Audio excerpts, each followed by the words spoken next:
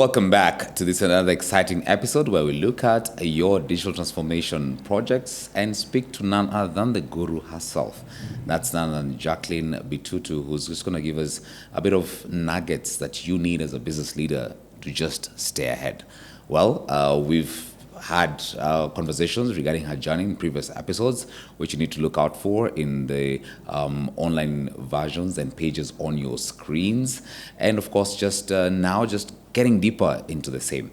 I'm passionate about this because I'm a business journalist and I just love telling stories about business and opportunities in Nairobi and in Africa in general. So, welcome me in this journey. Jackie, karibu sana. Asante. So, over to you, because you're the guru herself. Number one, what are the common mistakes that leaders make that can cause revenue erosion? Revenue is a very thorny issue. I mean, you have to come to the CEO with a revenue Yes. projection and... Yes. The common mistakes that are made in revenue discussions are first at the point of making the plans for the year. At that point, the right assumptions have to be made. If the assumptions have to be right, projecting what the growth looks like so that you don't underestimate the revenue, so that you can capture the most from the market, and to make sure that you also don't overestimate. The second challenge or mistake that people make is an outcome of the first. They overproject and they put extremely aggressive numbers, and the automatic thing after committing to numbers is to distribute those numbers to the sellers. So then you end up having a very stressed workforce because they have sales targets that are not achievable completely.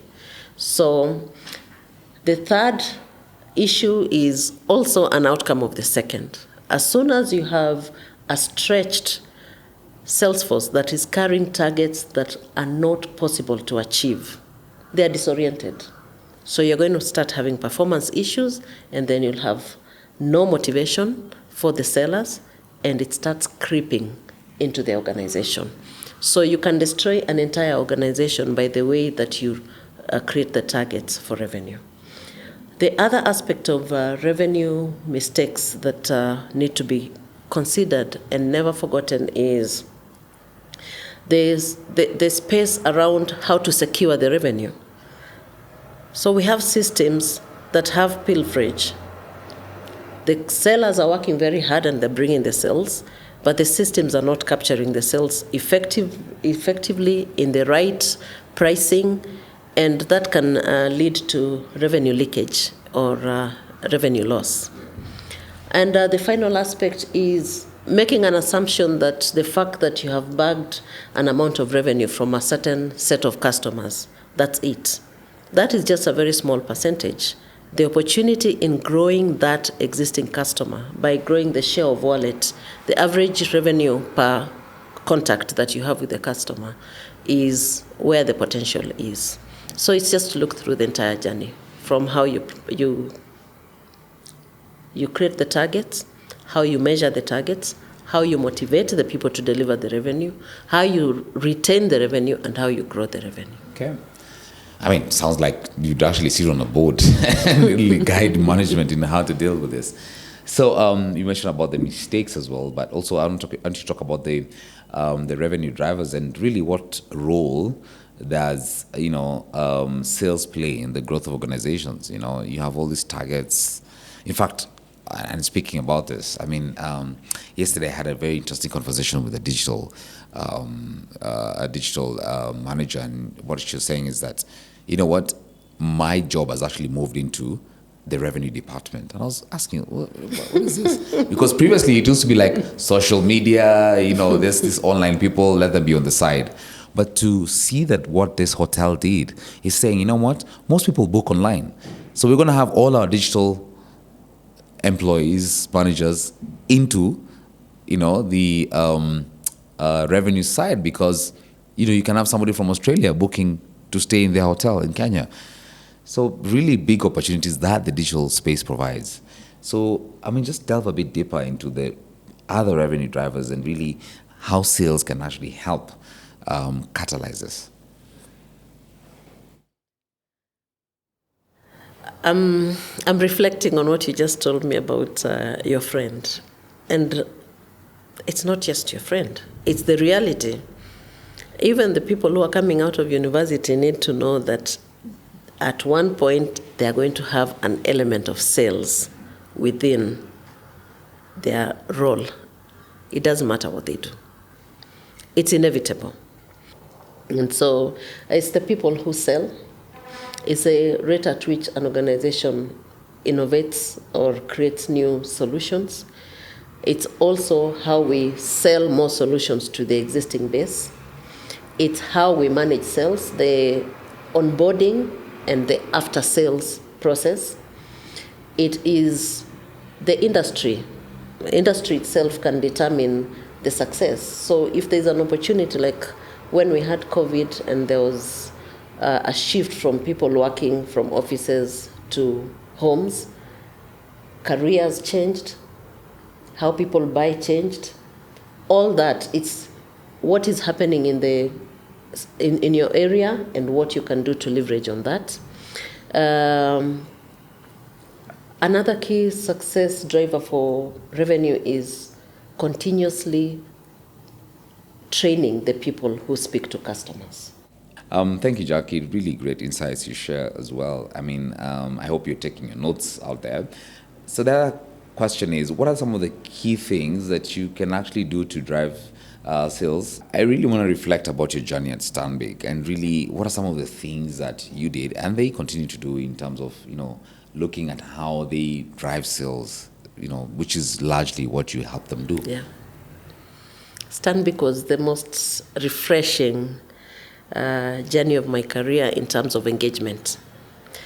I arrived to a role where I was responsible for sales for the country, and it was across the loan book, the current accounts, there was mortgages, there was credit card sales. Just think about all the products that the bank offers. But what was unique about the sales journey there is the fact that we had warm bodies. We had human beings. Yeah. And it's very easy to succeed in sales when you have people engaging with customers. And customers buy because they trust.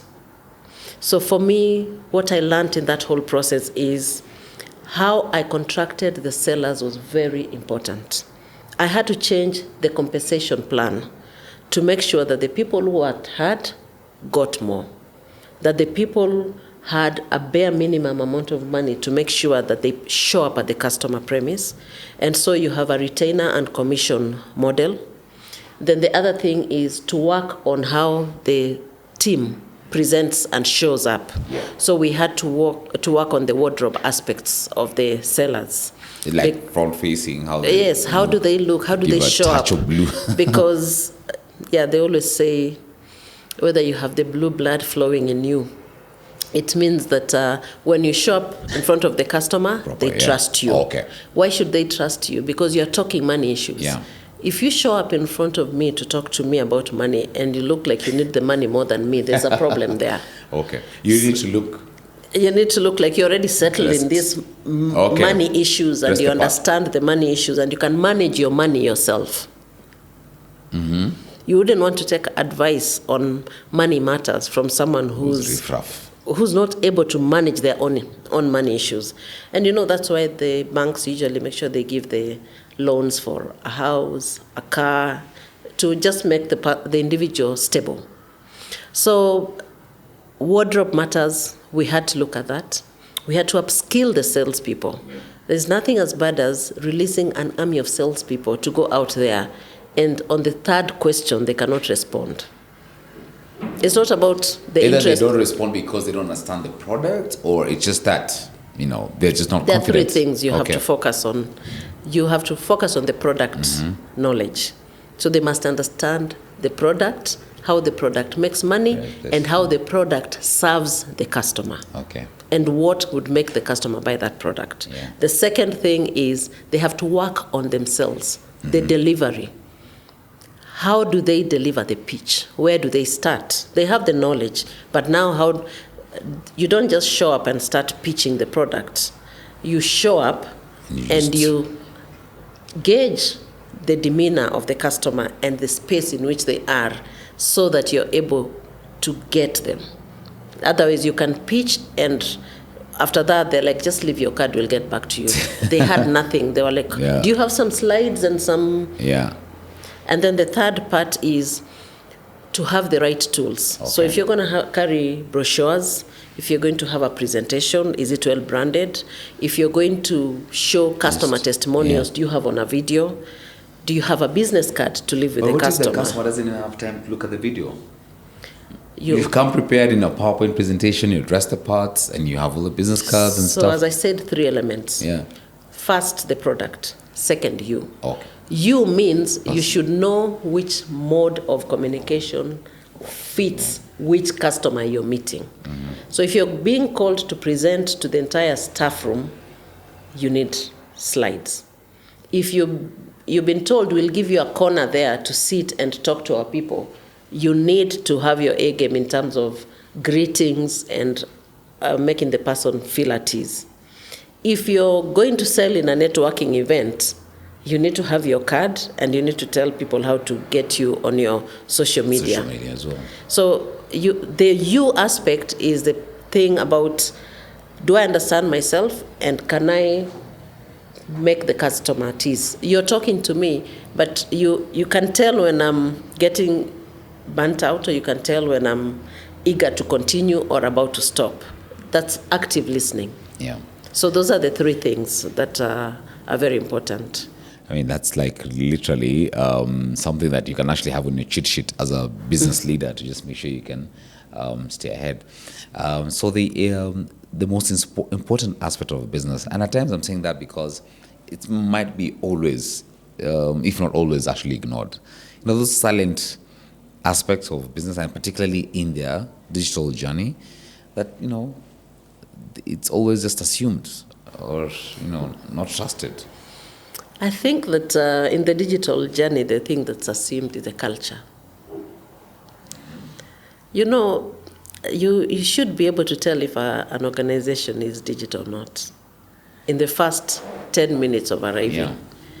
From the reception, you see stuff that can be done digitally being done physically. You arrive at this reception, you ask for somebody, and somebody has to stand from where they are to go and look for the person you asked for.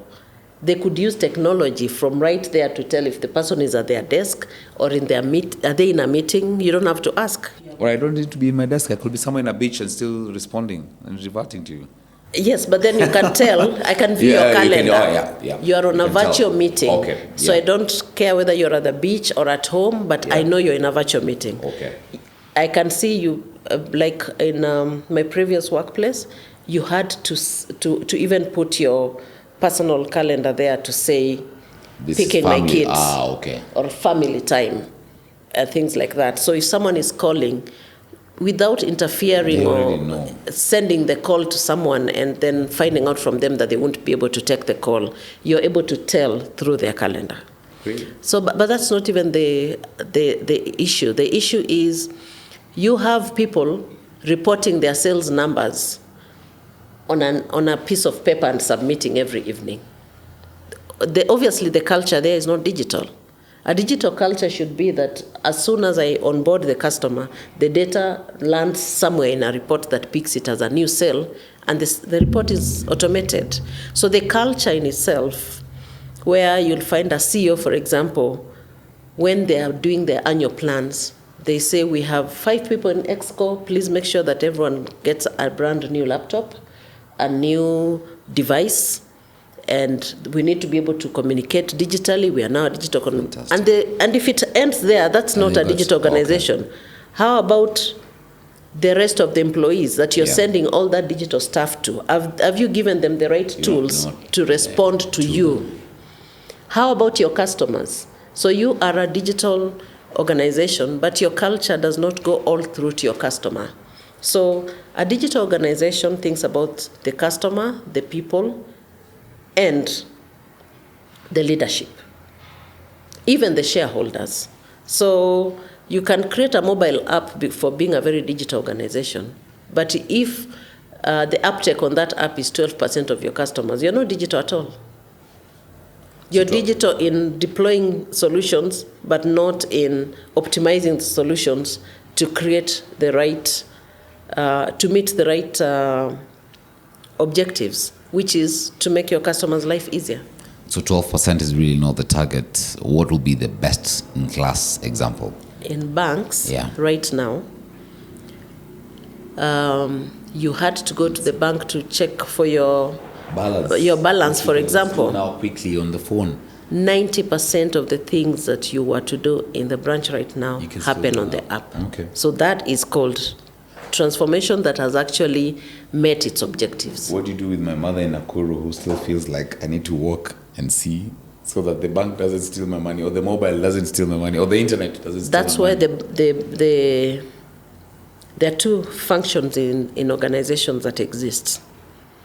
The one function that exists is a function that checks the customer behaviors and decides how we will interact with that customer.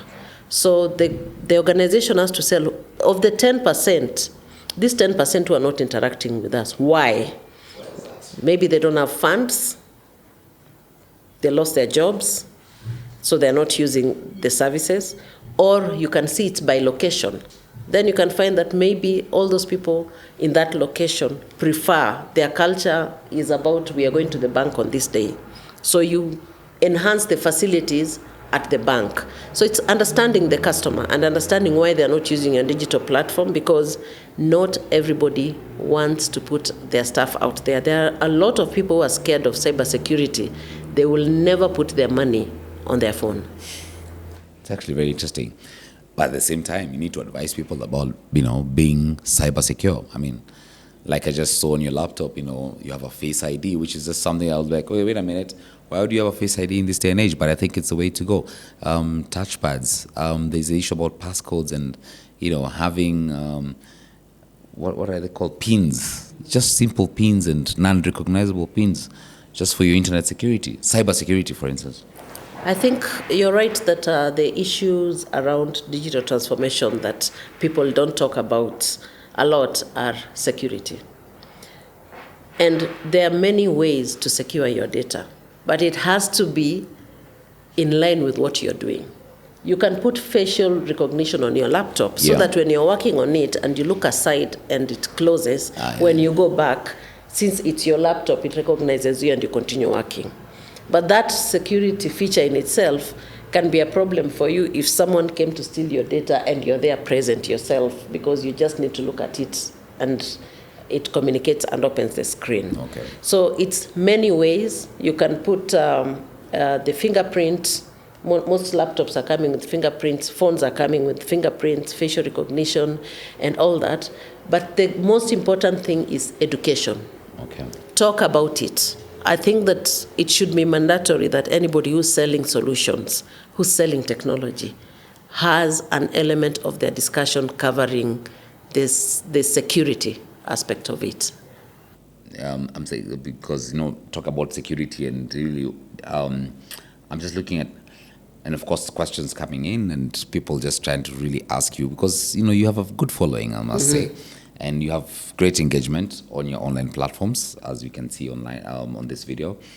And I think the key thing people are asking is, really, what are the key things that you'll actually can do to drive sales? And here I would feel maybe it's somebody maybe you managed before, or they actually head of sales, for instance, in this whole digital era. The people who reported to me when I was heading sales in Stanbic will tell you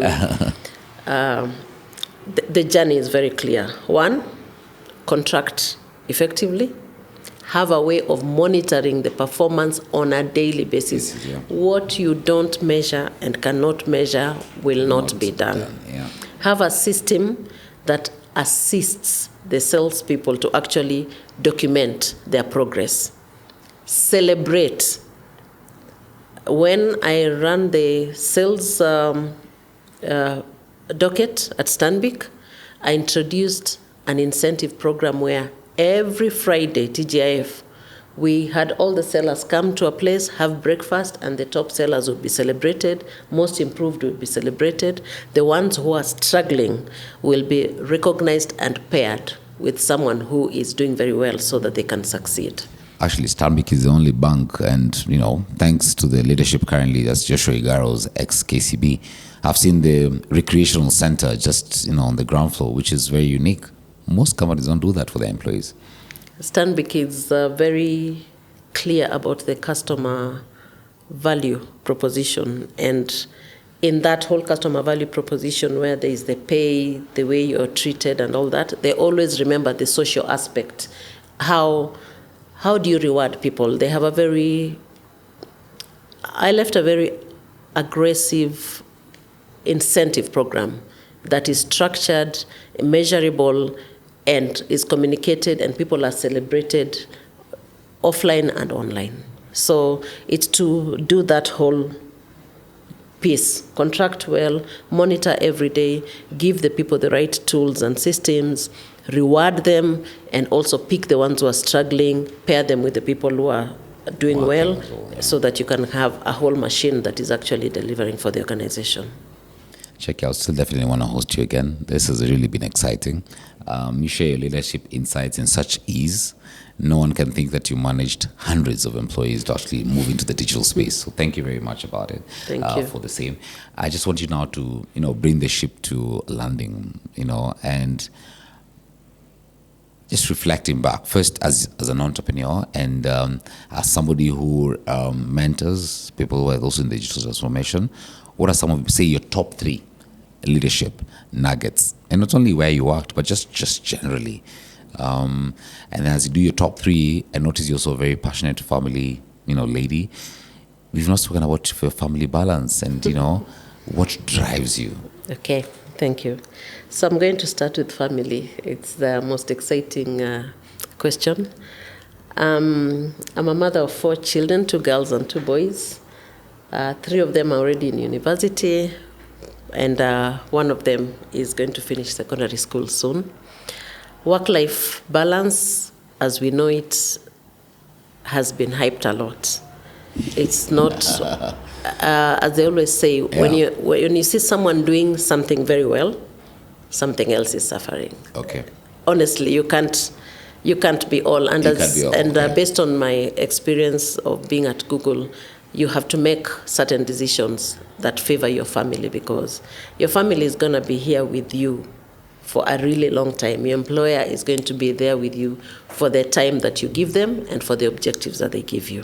So family first. And when family is settled, everything else works. Second, the piece of advice I would like to give anybody out there who is in the corporate world or running a business or even just thinking of starting a business, it begins with you. You have to consistently grow yourself.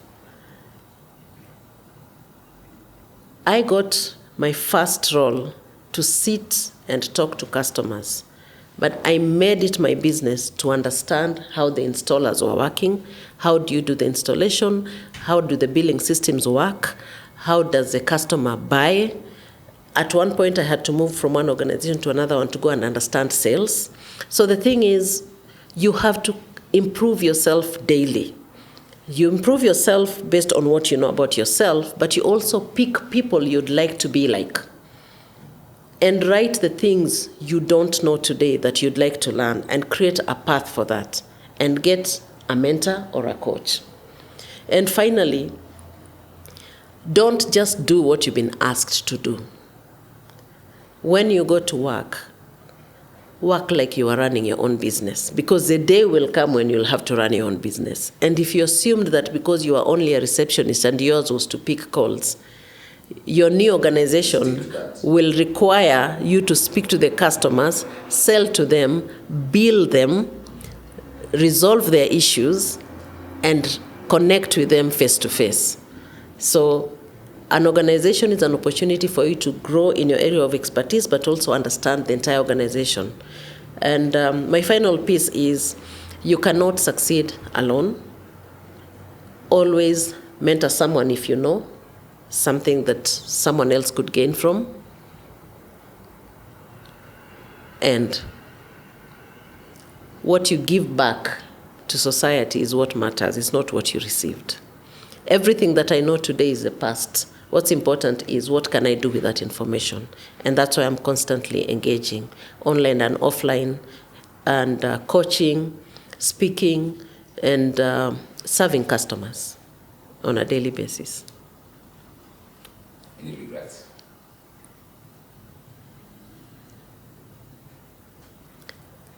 Life, as we know it, will offer you a lot of challenges. There is a daughter of mine who always reminds me to make lemonade out of lemons. So I left Google, and for about 5 years, I spent time explaining to people why I left Google. You know how people assume that it's such a great organization, you should never walk away. They'll never understand. But the truth is, if you don't prioritize your family, the corporate is bigger than you. So for me, I learned that when you're doing something that begins to affect you as a human being or begins to affect your family, it's time to reflect. And when you reflect, you need to consult. Talk to as many people as possible. There are people who've gone through stuff that you're experiencing today so that you make the right decisions. So my career journey and my family journey is something that I would proudly replicate if I had an opportunity. Again, I would never say that I wished different. Yeah. But for the challenges that we face, for example, when your career has to affect the performance of your children, you have to make the decision at that point, because that is your season. So taking care of the seasons. Jackie Bitutu, thank you so much. I feel like this deserves a handshake. Thank you. And really just to thank you because for the several minutes that we've sat together and for the many other episodes that we've done. And I'm sure, people have come across your videos on the WhatsApp platforms. I mean, we are going digital. It's really big. And I speak about this because I'm one whose, career has been disrupted, and listening to you speak, I feel like you are indeed at the right place, or like we should have just done this many years ago. Thank you. But look at us on the podcast and online. Jackie Bitutu, founder CEO at Power Consulting. Thank you so much for your time. I really appreciate. And we of course would have many more discussions on this, also on the Headhunter platforms, just to encourage people as well who are just trying to grapple and say, you know what, I had this job, it's lost, or I had this job and I've been made redundant. So what next? You know? So this should be the place they can actually look out for themselves. Thank you. Thank you for your time. Great. Well, stay tuned. Keep at it on our social media pages for many more interviews such as this. Goodbye for now.